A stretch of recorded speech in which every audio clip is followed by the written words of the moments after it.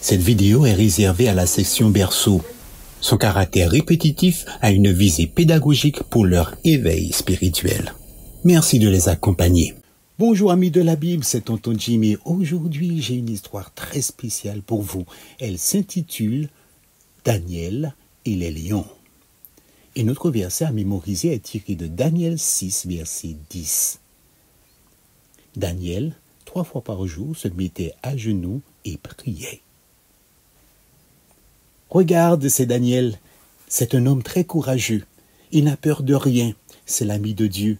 Mais c'est aussi l'ami du roi Darius. Regarde, voici la maison de Daniel. As-tu remarqué sa fenêtre?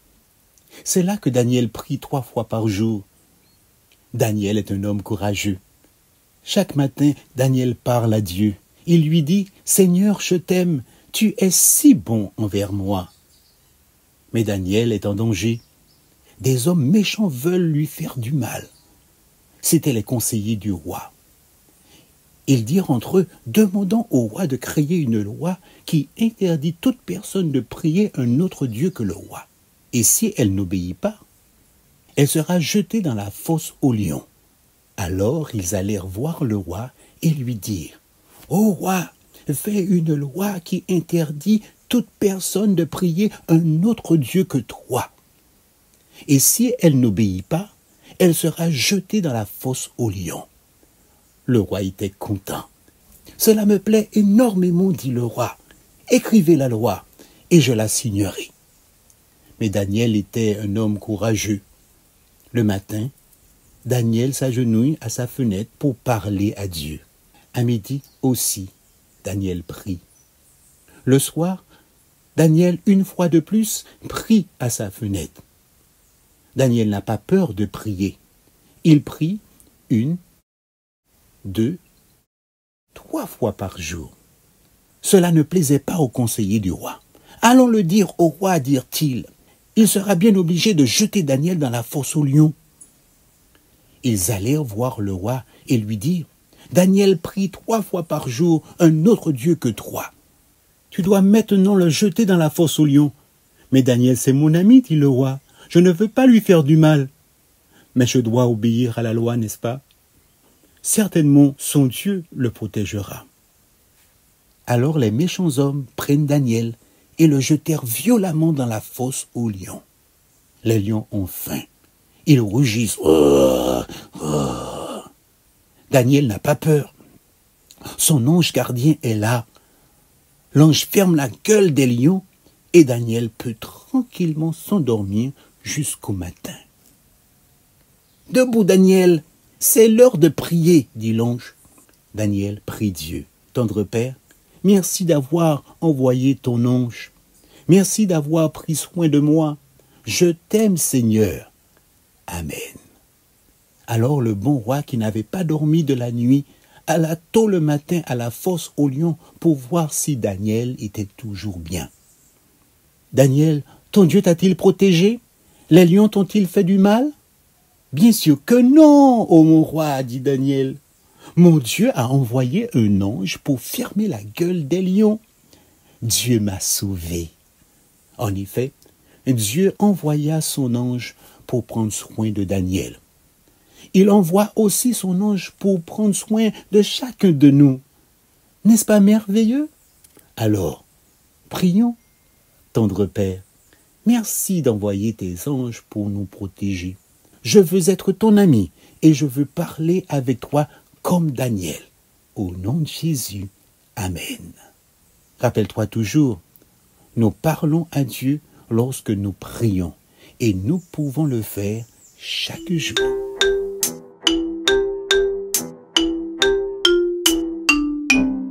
Cette vidéo est réservée à la section berceau. Son caractère répétitif a une visée pédagogique pour leur éveil spirituel. Merci de les accompagner. Chers enfants, bonjour. Ici, c'est Lorena et je viens vous raconter une belle histoire qui s'appelle « 3 fois par jour ».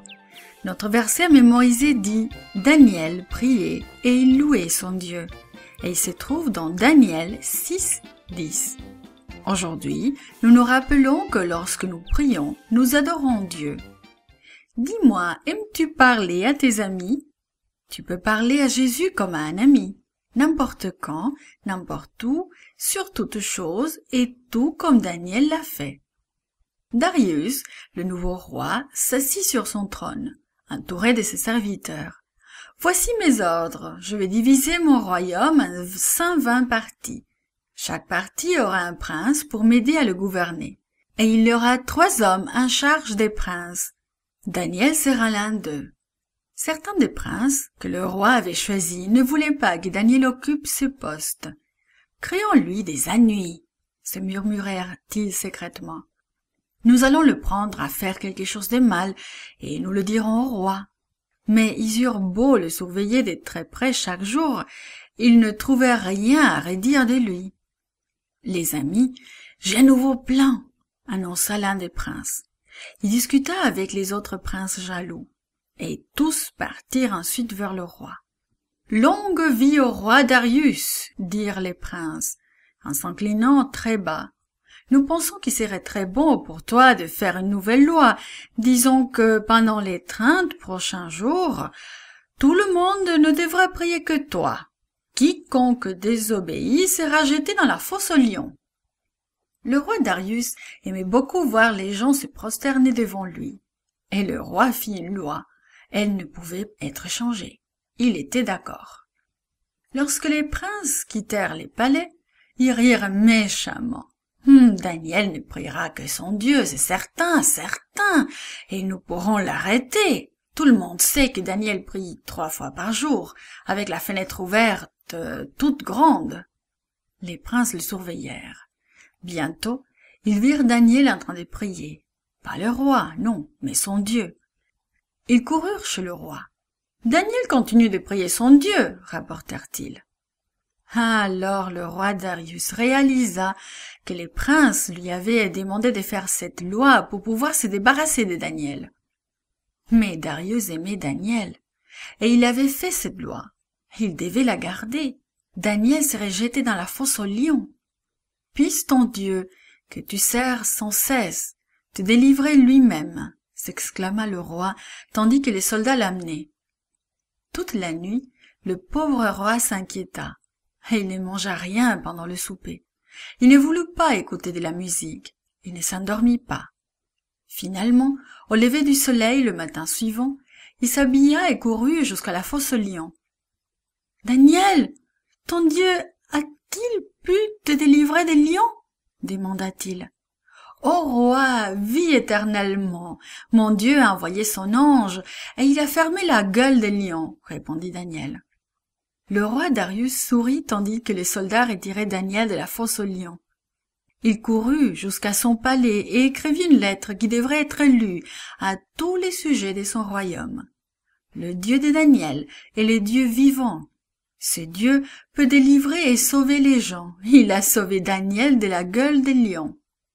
La loi du roi Darius ne put arrêter Daniel de prier. Les lions ne purent l'empêcher de prier. Dieu entendit les prières de Daniel. Et Dieu entend aussi tes prières.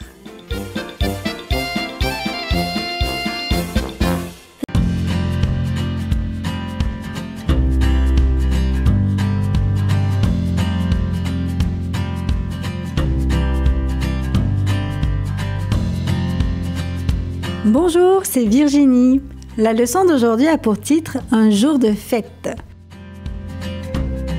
Le verset à mémoriser se trouve dans Genèse 2, verset 3. « Dieu bénit le 7e jour et le sanctifia ».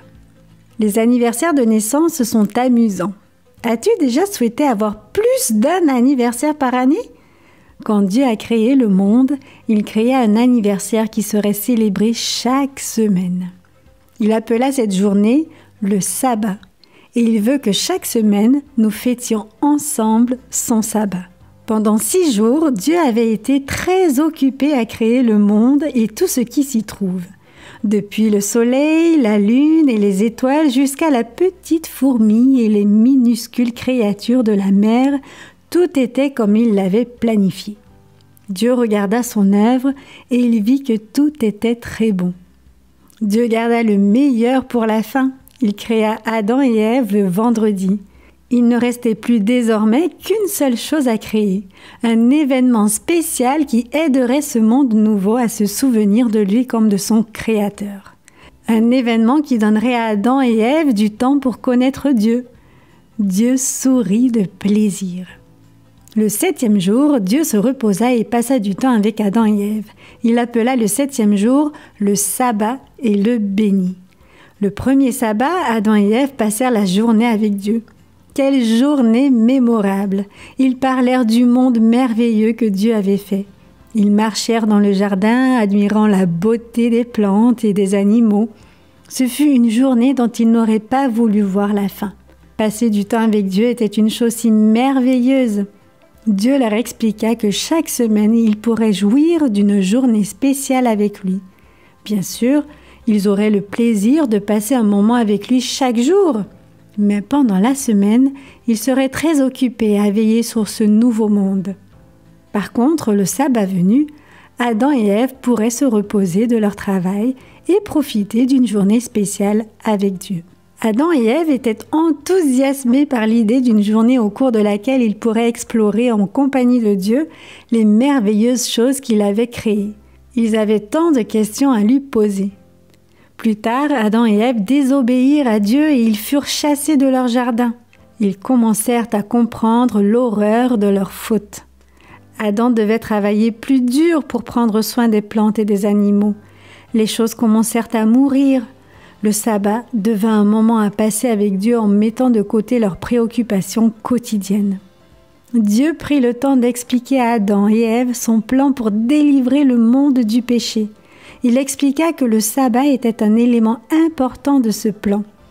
À cause de leur désobéissance, un immense vide s'était créé entre eux et Dieu, entre Dieu et les hommes. Le sabbat est une sorte de pont rapprochant à nouveau l'homme de son Dieu. Dieu dit à Adam et Ève que Satan essaierait de faire croire aux gens qu'il était le prince de ce monde. Il essaierait de les persuader que Dieu n'était pas le Créateur et qu'ils n'avaient pas à rencontrer Dieu le sabbat. Adam et Ève ne comprenaient pas pourquoi les gens refuseraient de passer du temps avec Dieu.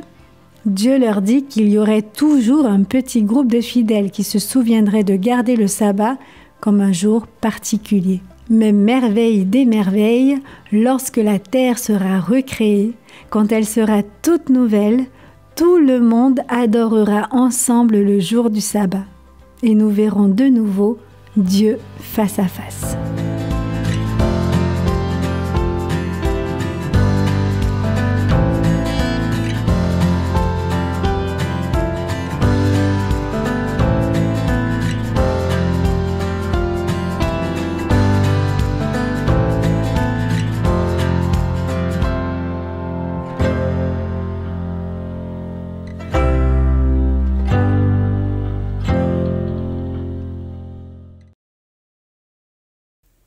Salut préado!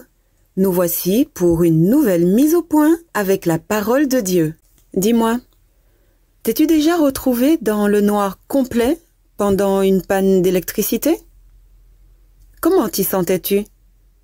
Aurais-tu voulu passer beaucoup de temps dans ce lieu? Jean était assis devant une table en bois, un morceau de parchemin placé devant lui. À l'est, le ciel s'éclaircissait déjà. Dans quelques minutes, il n'aurait plus besoin de lampe. Aussi se levait-il souvent bien avant le soleil. C'était l'heure qu'il préférait, l'heure où les premiers rayons du soleil chassaient la nuit. Il se plaisait dans la promesse de vie qui se renouvelait chaque matin. Dans ses jeunes années, cette heure représentait la fin de son travail, car c'est la nuit que l'on pêchait dans la mer de Galilée. Mais après sa rencontre avec Jésus, sa vie changea aussi radicalement que le jour change la nuit. Il s'apprêtait à écrire maintenant. Il était important qu'il choisisse exactement les bons mots pour exprimer sa pensée. Après tout, les gens auxquels il s'adressait n'avaient jamais rencontré Jésus, n'avaient jamais marché avec lui ou parlé avec lui comme lui-même l'avait fait. Comment pouvait-il leur faire comprendre qui était Jésus et pourquoi il était venu? Par quoi devait-il commencer? Il commença à écrire. Au commencement... Au commencement quoi? Au commencement... Eh bien, Dieu était là. Et la parole puissante qui a fait naître toute la création, ce sera Jésus, que la Bible appelle le Fils de Dieu, et par qui Dieu se fait le mieux connaître aux hommes. Les paroles que lui, Jean, avait entendues de la bouche de Jésus, n'étaient pas des bulles d'air, mais des paroles de vie et d'amour. Jésus parlait constamment de son Père. En fait, il disait... Oui, c'est bien cela. Il disait qu'il était venu révéler la dimension de l'amour de son Père au monde. Exactement. Ces paroles portaient un message d'amour et de vie. Et ce message existait depuis le commencement, avant même que le monde ne soit formé. Dieu était amour dès le commencement et Jésus était venu sur terre pour délivrer ce message. L'amour du Père qui avait formé le monde et qui lui avait donné vie le poussa à envoyer son Fils, Jésus, pour mourir à notre place afin de nous rendre la vie que Satan nous avait enlevée. Jean respira profondément. Ce message est lumière. Il est aussi bienfaisant et glorieux que le soleil apparaissant à l'horizon chaque matin. Il est aussi merveilleux et rempli d'espoir que chaque nouvelle plante sortant la tête de la terre noire en direction de la chaude lumière qui la fait grandir. Cette lumière donne la vie. Cela ne m'étonne plus que j'ai été immédiatement prêt à abandonner la pêche pour suivre Jésus, se disait Jean. C'était comme échanger une vie dans les ténèbres contre une vie dans la lumière de Jésus. Ses pensées s'ordonnaient maintenant. Au commencement, bien sûr, était la parole. La parole avait créé la vie, la parole était un message au sujet de Dieu. La parole s'incarnerait plus tard en Jésus. Et la parole était avec Dieu, et la parole était Dieu, écrivit Jean. Plus rapidement maintenant. Elle était au commencement avec Dieu. Sa plume n'arrivait plus à le suivre maintenant, ses pensées allaient si vite. Si quelqu'un avait écouté, il n'aurait entendu que le grattement de la plume sur le parchemin. Il aurait également entendu le souffle de Jean qui éteignait la lampe désormais inutile parce qu'il faisait grand jour. La lumière de l'amour de Jésus inspire notre service. Telle est notre pensée centrale.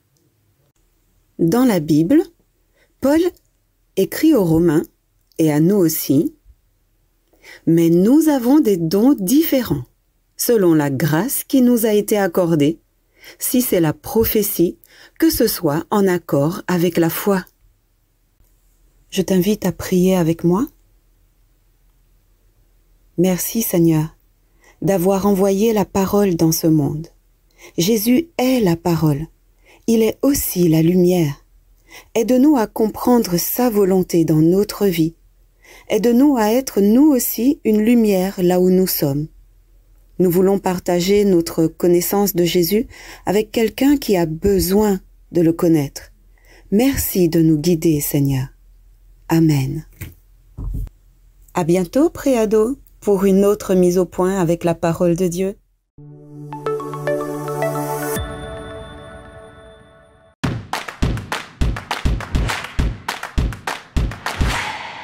Salut les amis, si vous aimez nos vidéos, abonnez-vous et n'oubliez pas le petit pouce bleu.